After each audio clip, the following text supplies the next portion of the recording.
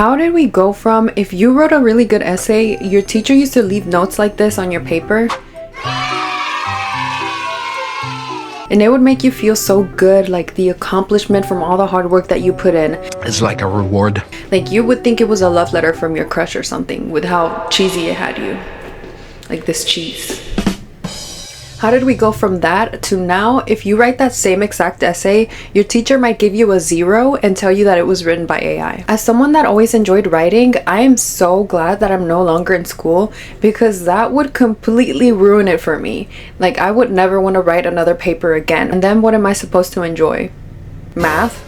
Ugh. I have thought a lot about this issue before, but it wasn't until I saw this video that I really wanted to talk about this. Bro, I spent hours working on this assignment.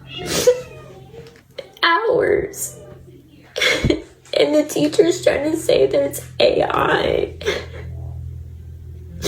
Like, I'm sorry that I talk normal. Like, what do you want from me? Like, I don't know what to do. So now I have a 0. And the teacher thinks I'm using AI for everything.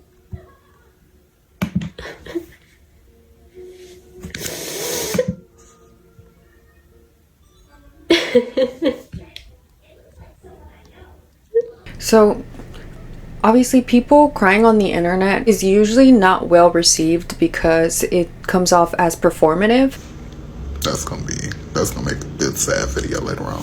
But I did not sense a single bit of fakeness in this video. Those were real tears. Like, this girl was devastated. You can tell that she really just did not know what to do in that moment. Being falsely accused of something is one of the worst feelings ever. It's so frustrating, and especially when you have no way to defend yourself or to prove your innocence. And then someone had the audacity to comment, "It's not that deep." Nah, yo, hold my poodle. Hold my poodle. Can someone please come get their little brother? Because it's actually much deeper than it seems on the surface. We have come so far to the point that intelligent people are being accused of using AI. So if you write formally and have sophisticated language, that's a red flag now.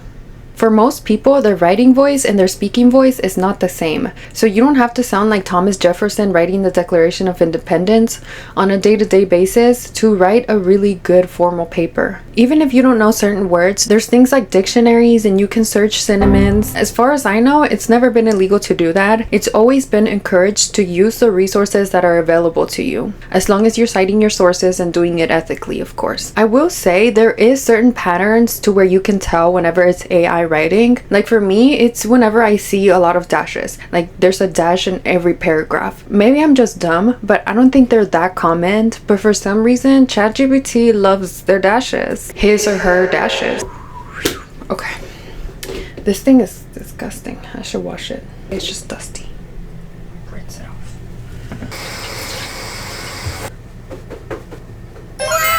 So I guess technically it can look like it's AI, especially when it's a lot of unusual A few moments later. dialogue, I guess. What I meant to say was punctuation marks. Maybe some person just really loves using dashes too, and it doesn't mean that they wrote it with ChatGPT. And even the best AI detectors are not always accurate, or I should say they're never accurate. AI checkers are ruining school, and not because I'm using AI and getting caught, it's because these AI checkers will say I used it when I haven't. And so many people are starting to deal with this issue of falsely being accused of using AI, because I only dealt with it one time and it happened last year, right? So we had to write a short story about our personal life or something that happened to us personally, right? So I turn mine in and my teacher, he flags it and he's like, hey, like come talk with me after class, right? So I go up to him and he's like, hey, like I ran your paper like through an AI checker and it said that like you used it for 80 or 85% of the paper. And luckily he had some sense though, because he was like, well, I don't think you actually used it because it's a personal story, so I don't know how AI would write it for you. How is AI gonna write a personal story about me? Nobody else knows about this event that I experienced. And like when he showed me the AI checker also, bro, the parts that it flagged were like common themes you see in short stories. Like I was like, bro, this makes no sense. I saw someone putting the Declaration of Independence and it gave 100% AI. Really? Intelligent people are having to dumb down the writing just so that it won't get flagged as AI. Dumbing yourself down for school. Do you see how ironic that sounds? That is completely unfair to the students that are paying thousands of dollars for these classes to improve their intelligence, not reverse it. Hello? Have you considered that some people are just smart and maybe care about their grades? Just a thought. And you know what else is ironic? Using AI to check for AI. If you as a teacher don't even want to read the essays and you use AI to read them for you, how can you expect your students to write without using AI? I'm just saying, no hate to teachers. I know there's really good teachers out there. So going back to the first video that we saw, she did post an update. Hey guys, I just wanted to come on here and give a little update about my AI situation with my professor. And I also want to say thank you so much for all of the support. I truly needed support so bad at that point. I was breaking down because it's discouraging when you didn't do anything wrong and you're getting accused of something. So a little bit of backstory. My paper came back 23% AI according to the professor, and I write all of my papers in Microsoft Word because I've never had an AI issue, so I've never had to actually track my writing. I don't save anything to OneDrive. So when I sent it to my teacher through OneDrive, it showed no version history for him because it wasn't ever saved into OneDrive. And for some reason, my Microsoft Word also did not track the time that I was writing. It said that I had literally created the document in less than 1 second. So after emailing back with my professor and advocating for myself, he ended up saying that he reread my paper and that it doesn't sound anything like AI and that he's going to accept it and grade it. So he graded it and I got 100. But I have truly learned so much from this experience. Now I'm going to be writing all of my documents in Google Docs and also recording myself. And Do you guys hear that? He reread it. I know that was his first time reading it, because how would you then go and say that it doesn't sound anything like AI? Wouldn't you know that from the first time reading it if you actually read it? That was his first time reading it. So this professor used AI to detect AI on the paper and then gave her a 0 without even reading it. A 0. And we know that AI detectors are not accurate, but a 23% detection is still very, very low. How can you justify a 0 with a 23% detection? Wouldn't you just deduct 23 points? I don't know, that kind of makes a little bit more sense. Assuming that the AI detector is 100% accurate, wouldn't it just make sense to deduct those 23 points, not 100 points? And I'm really glad that this all got situated and that she got the score that she deserved, because obviously her paper must have been really, really good if she got 100%. But the professor didn't even apologize. He caused her so much stress. Even 1 0 on a major assignment can literally make or break your grade. I guess technically it can just break. It's not going to make your grade, obviously. And then what if she had to retake the class? Not only would she have to pay for that, but it could also affect her overall GPA, scholarships. It can affect a lot of things. And he couldn't even say sorry? No. The professor gave me a 0. 0. He gave me a 0. I've taught middle, high school, and now college level, and I refuse to give students less than a 50%, assuming they've turned something in, of course. And the reason I refuse to give less than a 50 is simple mathematics. While most schools operate on a 4-point grading scale, most teachers are still grading assignments from 0 to 100. On a 100-point grading scale, there is a 10-point window each for A's, B's, C's, and D's. However, there's 60 points that are equivalent to an F. What this means mathematically is if a student tanks a couple of assignments, they get a 0 like this student, or they get an 18% or even a 30%, it's going to take multiple A or B grades to help them recover from that low grade. And this can result in a student's grade being artificially low because they did really poorly on 1 or 2 assignments, and there just simply aren't enough other grades to pull up those grades. So essentially what we're doing when we set the minimum grade at a 50% is we're making sure that all grades have about the same impact on their overall grade for the course. And this isn't like some one-off freak accident or something. Like, this has happened to multiple different people. My final paper got detected as 60% AI.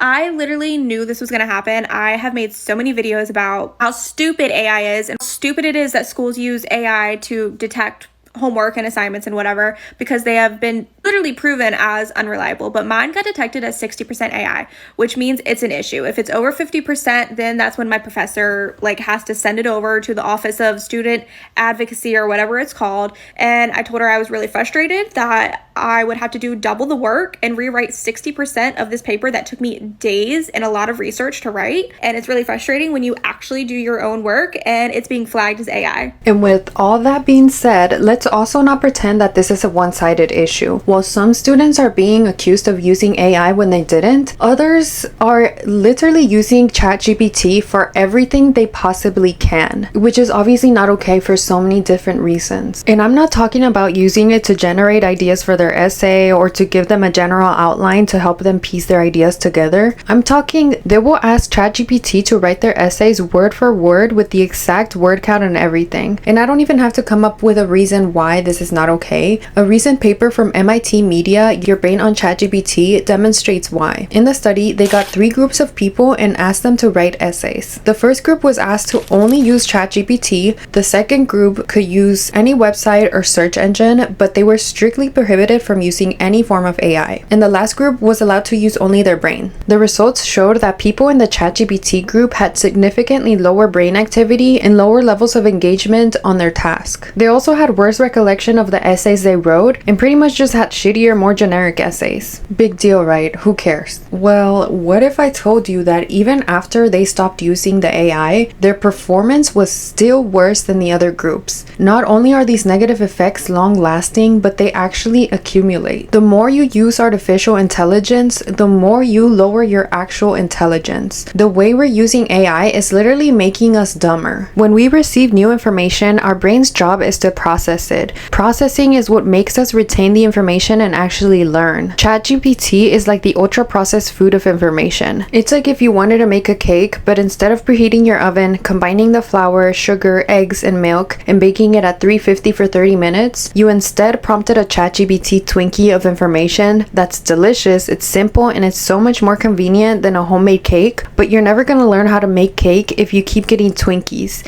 And also, not to mention, it's really bad for us. I'm not anti-AI, it has so many helpful uses and benefits, but when it's used in the wrong way, ChatGPT is reducing our intelligence and ability to think for ourselves. Think about what this means, not just for the students that are misusing it, but also for our whole future as a society. It's allowing our future professionals to cheat on everything. They are cheating their way through university. Our future doctors and lawyers in America are getting their degrees with AI right now, and that's actually terrifying. They're cheating on all their assignments and using ChatGPT, and I honestly do think that's one of the scariest things in the world, and I will never permit that.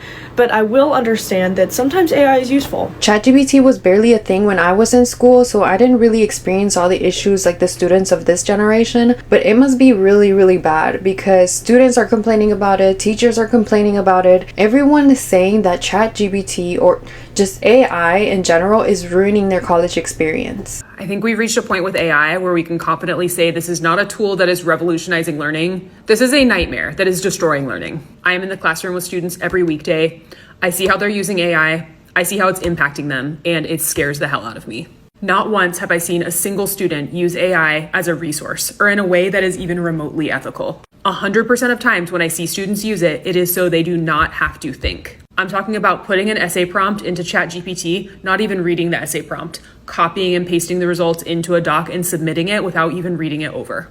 And I know what some people are going to say because you've said it in my comments before. Oh, that must mean your assignments are terrible. If you gave them something more interesting and relevant, they wouldn't use AI. No, I'm telling you, students are using AI to write personal narratives. They're using it for creative writing. They're using it to write 2-sentence long emails to teachers. Kids are doing this as much in their least favorite teacher's class as they are in their favorite teacher's class. And here's the thing, it is not their fault.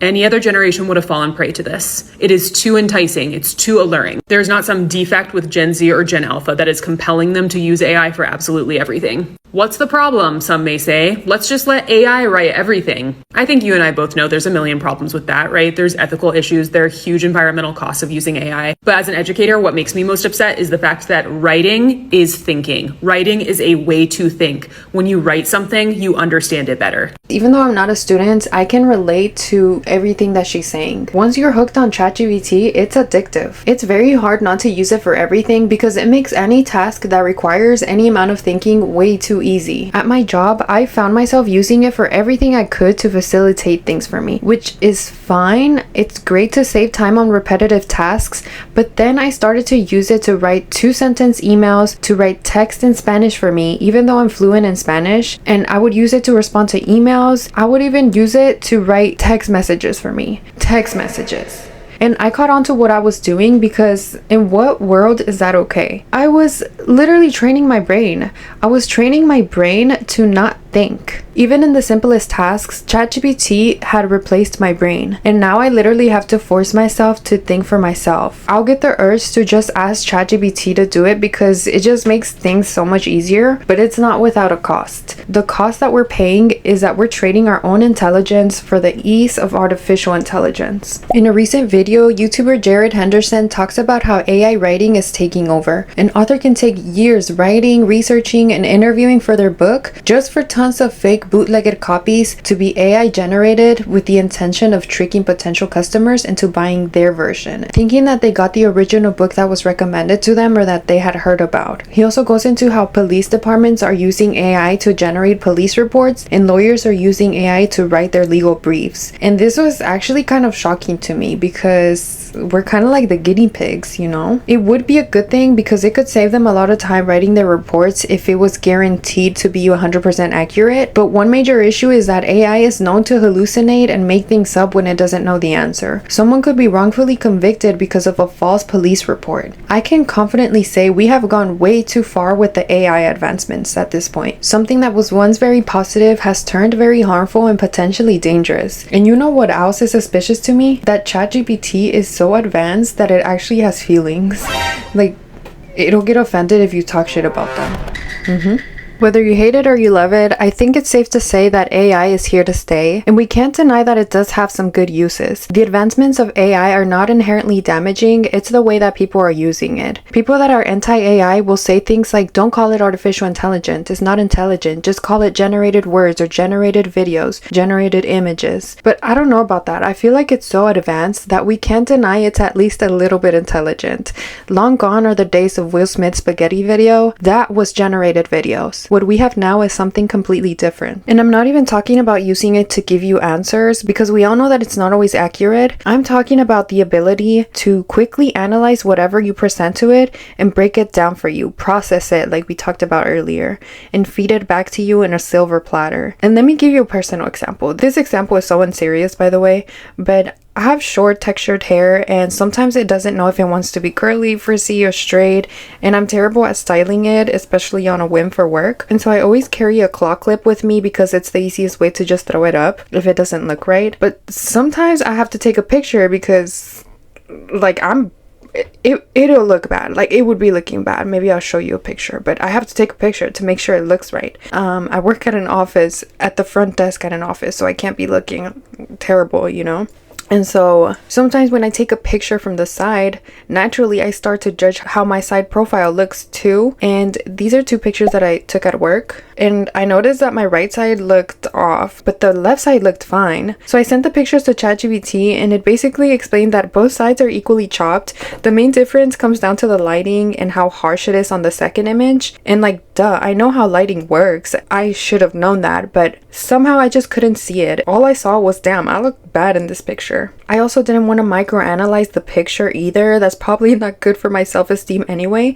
But plugging it in ChatGPT, I could quickly realize that it was the lighting. And yeah, that was my little example. I don't know what the point of this was. I guess the point of this example is just to show the wide variety of uses that ChatGPT has. You don't have to use it to think for you. Well, I guess I did use it to think for me, but in the sense that I'm not using it to write things out for me, but for things that you don't care to spend much time microanalyzing and processing, I feel like it's really useful for that. And like I said, AI has so many benefits and it's made life easier for everyone, but the way that it's being misused is taking over writing completely and ruining education. And we might not be able to change that, unfortunately, but what we can do is be more intentional about how we're using it in our everyday lives. We will always have the choice of how we use it, so use it wisely and don't allow it to rot your brain. The saying goes, use it or lose it, and this is very true with everything in life. Our muscles, flexibility, our skills, and most importantly,